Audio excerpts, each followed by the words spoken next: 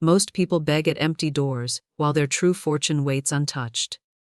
There is a divine bank with your name upon it, holding a 110 million of supply, ready to be drawn the moment you write the check with your word.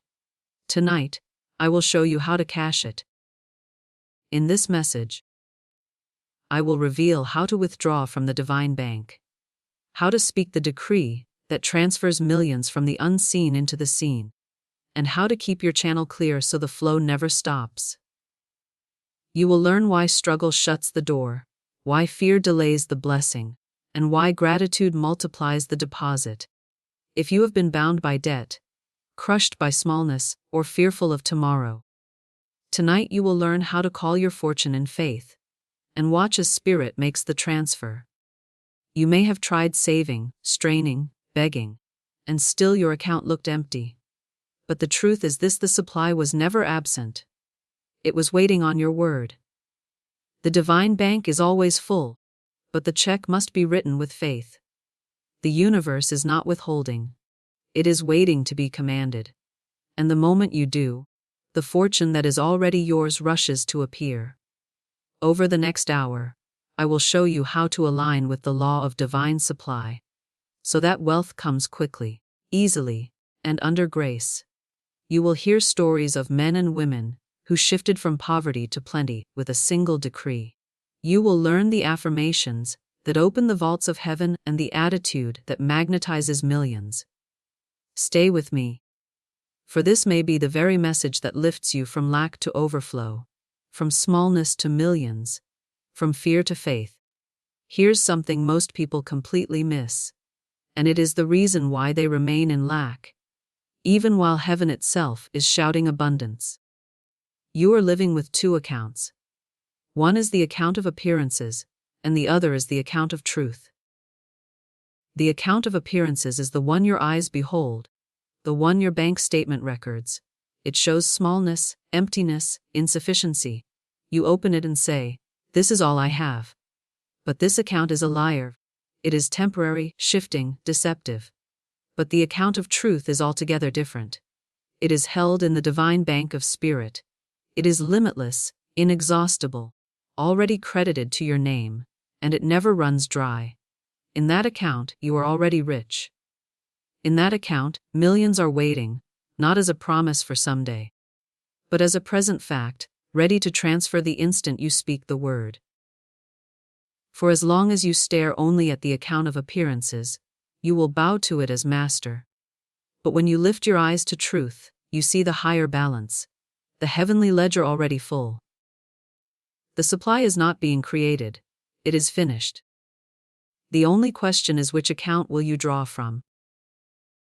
Most people beg at the account of appearances, hoping to squeeze a little more out of their visible means, when all the while the true fortune is untouched, waiting for the check of faith. I remember the story of the widow in the Book of Kings. Her cupboards were bare, her debts pressed upon her. By appearances, her account was empty. But the prophet said to her, "Borrow vessels, not a few, and pour out the oil." She obeyed. The oil did not cease until every vessel was full. Her fortune had not been absent. It was hidden in the higher account.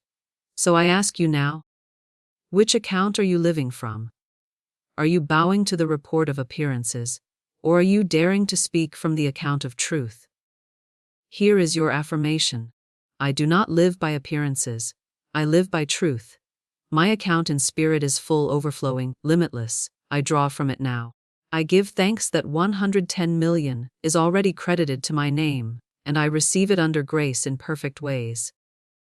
If the fortune is already credited, why do so few ever draw from it? Because they never learn how to withdraw.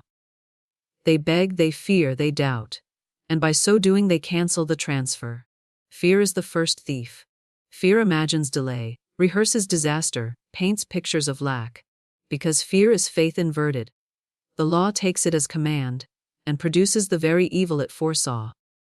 The man who fears bills will always have more bills. The woman who fears poverty will always find herself in want. Begging is the next thief. How many fall upon their knees and plead, "Oh God, please send me money." They think they are praying, but they are only confessing poverty. Every plea of, please, declares, I do not have. The divine bank does not open to begging, for begging is doubt. Then comes doubt, the great canceller of demonstrations. A soul may declare abundance once, but then they look at appearances, see no change, and say, perhaps this does not work. And in that instant, they cancel their own check. The word of faith is like a seed planted in the soil.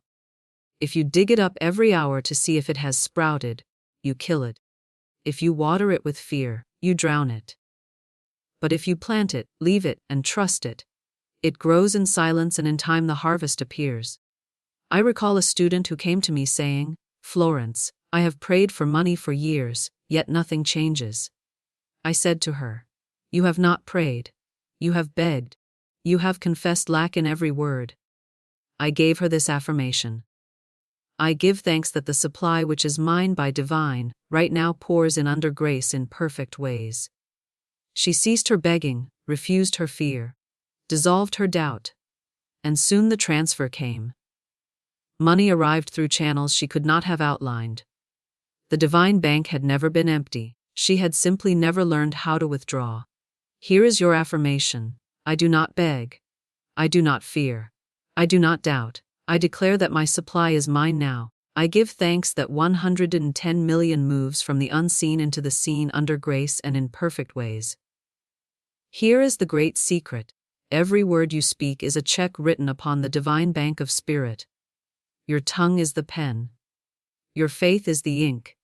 Your subconscious is the clearing house. And the supply of God is the account against which it is drawn. The law is exact and unfailing. If you write a check of fear, it will be cashed in lack. If you write a check of doubt, it will return stamped insufficient faith. But if you write a check of faith, a decree of thanksgiving, then heaven itself rushes to honor it. Most people are writing bad checks all day long. They say, I am always broke. Money slips through my fingers. Nothing ever works out for me. These are checks written against the account of lack, and the subconscious rushes to cash them. It does not argue. It does not reason. It accepts the word as law, presents it at the clearing house of life, and the angel of supply delivers more of the same. And then the speaker says, see, I told you so. They do not realize they themselves wrote the check. But the wise soul writes only checks of truth.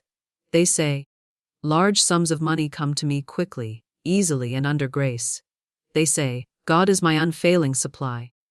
And I am rich in every good thing. These words are signed in faith, deposited in the subconscious, and honored by the law without delay.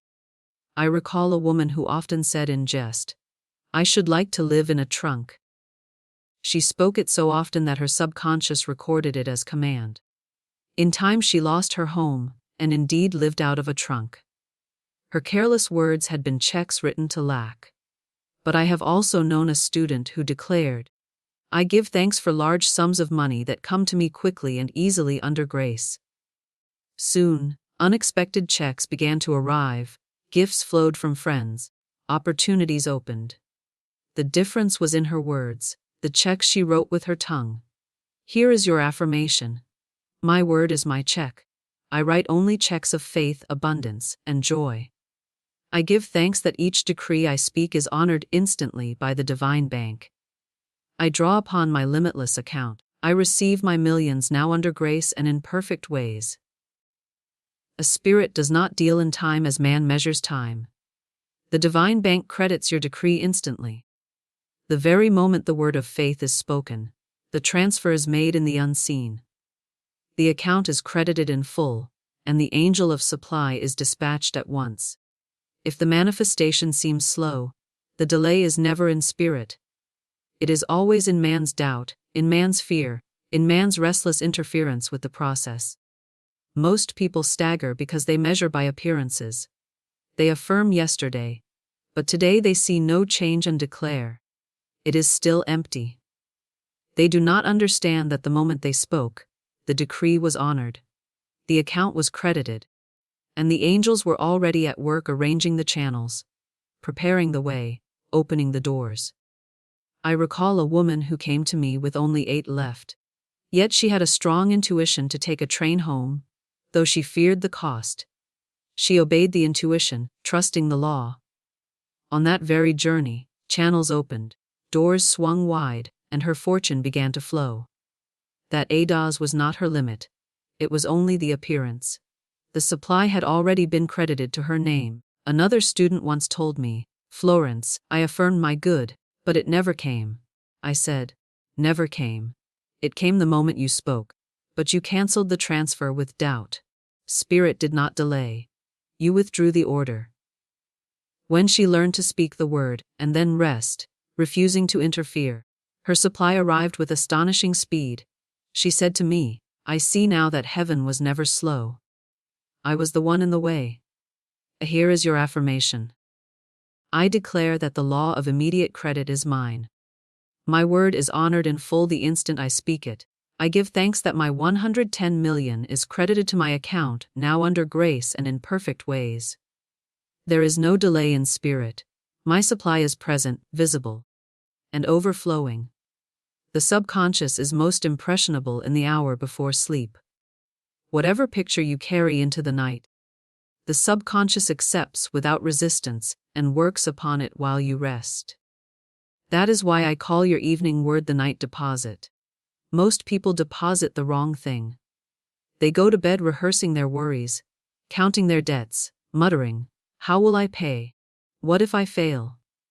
And the subconscious takes those fears as checks and sets to work producing more of the same. But the wise soul lays down in peace, having first spoken the word of truth, depositing faith into the subconscious, and rising in the morning to a harvest of supply. I recall a woman who had only $2 left. I told her, "Bless it. Call it the magic purse of spirit that can never be depleted. Speak over it before you sleep. Each night," she said, "this purse is filled and refilled endlessly. It brings to me supply from every direction." Within a short time, that little deposit multiplied into 60,000. Another student, burdened with debt, would lie awake each night counting what she owed. I said to her, "Stop rehearsing debt and begin rehearsing supply. Before you sleep, say, 'I give thanks that every bill is paid, every need is met, every door is open. I rest in peace, knowing my supply rushes to me under grace.'" She obeyed. Her nights grew peaceful, her fears dissolved, and soon money began to flow from unexpected sources, until her debts were cleared. Here is your affirmation. As I sleep, I deposit abundance in my subconscious. I give thanks that money rushes to me all night long. The angel of supply moves swiftly while I rest. I wake to the morning harvest. Doors open, needs met, abundance in hand, under grace and in perfect ways. Every word you speak is a check, but the signature upon it is either fear or faith. Fear and faith are both belief. Fear is belief in evil. Faith is belief in good.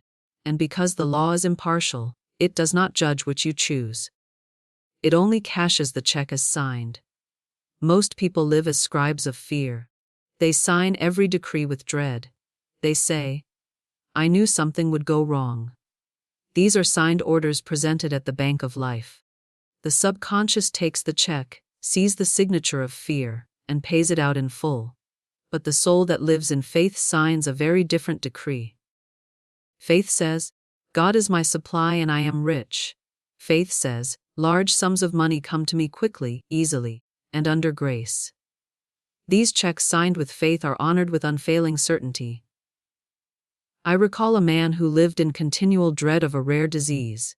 He thought of it, spoke of it constantly. He signed every check with fear, and though the disease was exceedingly rare, it came upon him. But I also recall the woman who ceased her begging and began to sign her decrees with faith. Soon unexpected money flowed in, her debts cleared, her life transformed. Here is your affirmation. I refuse the signature of fear. I sign every decree with faith. I declare that my 110 million is mine now under grace and in perfect ways. I sign every check with trust, and the bank of spirit honors them instantly. You must cast the burden. Just as a bank will refuse a check if the ledger is clogged with overdrafts. Your decrees may be delayed if you carry the weight of worry, resentment, or fear. Worry is the overdraft of the soul. Fear is the unpaid charge that blocks the account.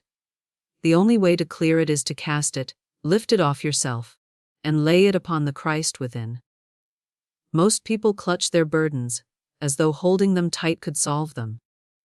They drag them to bed, rehearse them through the night, wake with them still in hand. They do not see that their own worry is the block, their own anxiety the barrier. I recall a woman who trembled over a lawsuit. She said, "Florence, I have declared my good, but the fear grips me." I said, "Then you are carrying the burden. Say now, I cast this burden of lawsuit upon the Christ within me. I go free. The outcome is perfect under grace." She spoke it at first with shaking lips, then with growing peace. That night she slept soundly for the first time in weeks. When the trial came, the case turned miraculously in her favor. Another student drowning in debt could not think of anything but bills. I told him, "Say aloud, I cast this burden of debt upon the Christ within me. I go free. My supply is unlimited, my debts are dissolved." He obeyed. The anxiety lifted, and soon money came to him in unexpected channels, until the entire debt was cleared. Here is your affirmation. I cast every burden upon the Christ within me. I go free. Every overdraft is cleared, every debt dissolved, every fear erased. My checks of faith are honored instantly. My supply flows now under grace and in perfect ways. A gratitude is the deposit slip of the divine bank. When you give thanks, you are multiplying the seed. When you bless, you are enlarging the vessel. Gratitude is not a polite phrase, but a spiritual force, a creative power, the very breath of increase. Complaint shrinks. Gratitude expands. Most people cancel their demonstrations because they deposit complaint instead of thanksgiving. They look at their purse and sigh, "This is not enough." They pay a bill and grumble, "This drains me." But the soul that blesses instead of curses, that thanks instead of grumbles, finds their account multiplying daily. I recall a woman who came to me with only one. I said, "Bless it. Call it the magic purse of spirit that can never be depleted." She stopped cursing her money and began blessing it. Within a short time, that wonders multiplied into thousands. Another student once complained bitterly over bills. I told her, "Every bill you pay is evidence that supply has already been given. Bless it, thank it, rejoice over it." She obeyed, and soon her finances shifted. Money flowed from unexpected channels, debts were dissolved. Here is your affirmation. I give thanks for my abundance now. I bless every dollar and it multiplies. I give thanks that 110 million is already mine, credited to my account, and I rejoice in its perfect manifestation under grace. A life will always meet you at the level of your expectancy. What you continually look for, you will find. What you prepare for, you will receive. Expectancy is a magnet, a mold, the invisible vault into which supply is poured. Most people wake each morning braced for trouble. They open the post dreading bills. They step out expecting disappointment. And because the law is impartial, their day unfolds exactly as expected. But the wise soul rises each morning declaring, "Something wonderful is on its way to me today." The wise soul opens the post expecting checks, expecting good news. And because expectancy is a magnet, the day unfolds in joy. I recall a woman who lived in dread of sickness. Each winter she declared, "This is the season when I always fall ill." And each year, without fail, sickness came. But when she reversed her expectancy and declared, "I live in radiant health. I expect vitality," the winter passed and she remained well. Another student, wary of lack, had grown accustomed to expecting empty pockets. When I told him, "Stop expecting emptiness, begin expecting abundance," he began each day declaring, "I expect abundance. I prepare for supply." Soon unexpected channels opened and money began to flow. Here is your affirmation. I live in constant expectancy of the best. I prepare the vault of my life to receive abundance. I expect 110 million credited to my account today under grace and in perfect ways.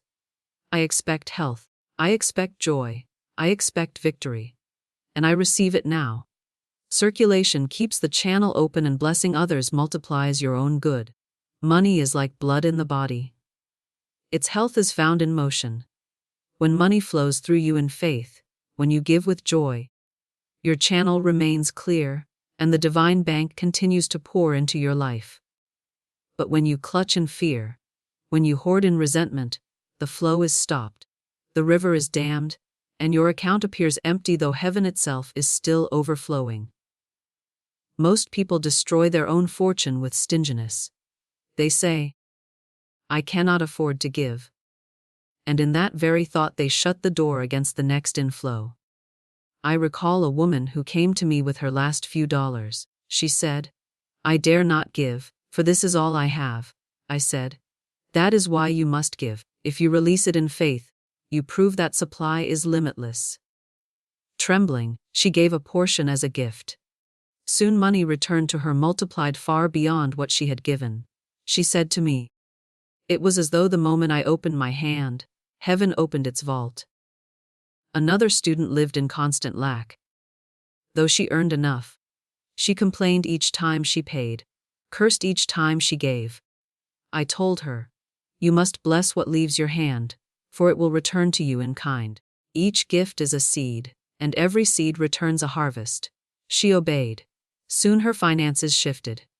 Money began to flow in channels she had never expected. Her giving had unlocked her receiving. Here is your affirmation. I bless everything I give, and it returns to me multiplied. I am a clear channel for divine supply. Money flows freely through me and to me. My 110 million flows in and out with joy under grace and in perfect ways. You must walk in victory consciousness now. Victory is not future, it is present. Victory is not something to strive toward. It is something to stand in. Most people live as slaves to appearances. They rejoice when things look good, but collapse when shadows fall. They declare abundance when money is in hand, but speak defeat when the purse is light. Victory consciousness looks beyond appearances. It declares, "Though my eyes see emptiness, I know fullness is mine. Though my purse appears small, I know millions are credited to my account." Victory consciousness does not wait for proof. It provides the proof by its own decree. I recall a man who had failed in business again and again. I told him, "You are walking in defeat. Change your walk. Declare, every plan prospers. Every door opens." He persisted. Soon a new venture opened, prospered and multiplied. When he walked in victory, victory walked with him. Another student, broken-hearted from disappointment, said, "I cannot expect joy." I said, "Stop walking in sorrow and begin walking in love. Say, I walk in victory in relationships. Love surrounds me." She obeyed. Soon love appeared, rich and harmonious. Her walk had summoned it. Here is your affirmation. I walk in victory now. Every plan prospers. Every door opens. I cannot fail, for God never fails. My 110 million is mine now under grace and in perfect ways. I walk as a millionaire. I speak as a victor. I live as one already supplied. You came to this message asking, can the universe send 110 million into my bank account today? And now you know the answer is not perhaps, not someday, but yes, by divine law, yes. The fortune is already credited. The balance is already in your name. The bank of heaven has no delays. Spirit does not withhold. The moment the decree is spoken, the transfer is made. You have learned that every word is a check, that fear and faith are the two signatures, that gratitude multiplies every deposit, that expectancy prepares the vault, that blessing others keeps the channel open, and that victory consciousness seals it all. Stop staring at appearances. Stop bowing to the empty ledger of fear. The fortune is already yours. The 110 million is already credited. The angel of money is standing at your door, waiting for your command. Here is the final affirmation we declare together. I now write the check of faith. I give thanks that 110 million flows into my bank account today under grace and in perfect ways. I cast every burden upon the Christ within me and I go free. I live in expectancy. I bless and give and my good returns multiplied. I walk in victory. I live in continuous gratitude. My vault is overflowing. My fortune is secure. My word is law and it is established. Speak it aloud. Speak it until the truth reverberates through every cell of your being. Speak it until you feel the weight of millions in your hand. Until appearances bow, and the demonstration manifests. Your life will never be the same. You have not only heard the law, you have practiced it. You have not only dreamed of millions, you have claimed them. And the universe, faithful and unfailing, is already at work delivering the harvest.